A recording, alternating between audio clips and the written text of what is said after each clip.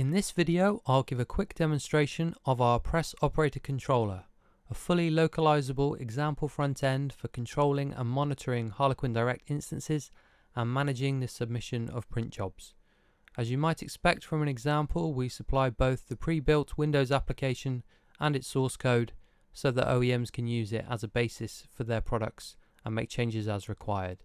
These changes could range from applying branding and a color scheme to adding brand new features, either implemented by the OEM or the technical services team here at Global Graphics.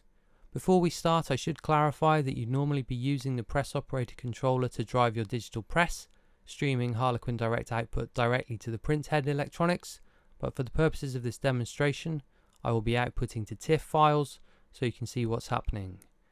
Okay, let's see it in action. As you can see, we have two PDFs already in the waiting queue, and those will soon be sent to Harlequin Direct. But I think we should check some settings before we start the print run. Let's start in the Engineer section. So first up we have the System pane, which will have an entry for each Harlequin Direct you wish to drive. In the case of a CMYK system, you might have 4 instances here, 1 per color. In this demo, we're just using a single one. As you can see from the IP address, this is running on the local host, but it could be on any machine on the network. And while the Press Operator Controller is for Windows only, the Harlequin Directs could be running on Windows or Linux. Next we can see the inks section, where we have configured for 4 inks, but only the first will be used in this case, which will be the first one, black, which will be output at 2 bits per pixel. Depending on the media to be used, we might wish to vary the screening, so we can configure that in the media pane. So here we have for the default media, we've got 2-drop Pearl, and then we've got an alternative one here, 3-drop Mirror. Each ink can also have a curve associated with it. You can update those here, linear, non-linear. Back to media now. Okay, so usually the engineer would only set this up when it's first installed and occasionally afterwards. So perhaps if you're updating print flat calibrations, for example, which you would do there. Moving on, let's look at the setup section, which you may want to alter per print run. Here we have chosen 1200 by 1200 DPI and the default media. We will be ripping direct to the output of choice. In this case, screen TIFFs will be stored to a folder. Okay, so we're almost ready to begin, but I'd just like to show one more thing. If you click this button here, it'll bring up the job editor, which is slightly too big for the screen region that I've chosen to capture here. And what you can do, amongst other things, is set the number of copies and a start page. So let's hit apply there. Let's close that. And that hasn't updated the original job, it's just updated it in this queue. So now we can actually get started. So let's hit the start button, and that will start a new print run in Harlequin Direct. Then what we can do is drag the files in, or hit this button, and those are ripped and screened, and the output will be appearing in our folder. Drag one more through, send that off. Let's now check out the output.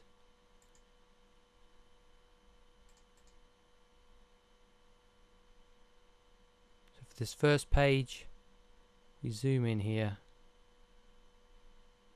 we can see this is 2-drop screening as we select it. Right, let's just send a few more through. If you turn on auto print, as soon as they're dragged in there, they will get printed. So this is useful if you're using a hot folder approach with a separate DFE, which writes your PDFs to a folder. Then Press Operator Controller will pick those up and immediately send those along. So let's stop that print run. Let's check the output. Here's all our files. Let's select them all. Shift and delete. Get rid of those. Because now we want to try some different settings. So let's go back here. And now we can click Setup and choose another resolution like 600 by 600 DPI. Let's change the media as well to the custom one. and then hit apply. Now we can go back to the queues and start a print run and drag some files in, remembering that we've got auto print on, so those are now just going to get ripped and screened. Ordinarily you'd be attached to your printhead electronics here, your output would be coming out, but in this case it's all going to our folder, so let's stop that. Let's check the output folder again. Let's zoom in on this one and look for our, this is 3 drop screening now. You can see the 3 different drop levels. Let's get rid of those. Okay, so before we conclude, let's just check out a couple of features. Let's go back to setup. So Rip Direct is ripping and screening directly to the output of your choice, but perhaps you've got some very challenging jobs to do and those don't rip fast enough for you. Well, then you could choose night mode. So those would rip to contone rasters, and then in your day mode you would start with the contone rasters and screen those straight to your output device. Another feature worth looking at is we've got the Meteor tab. So if you're connected to Meteor printhead electronics, then you can control aspects like head power, product detect, etc. in there. Okay, so thank you very much for watching the demo, and I'll see you next time.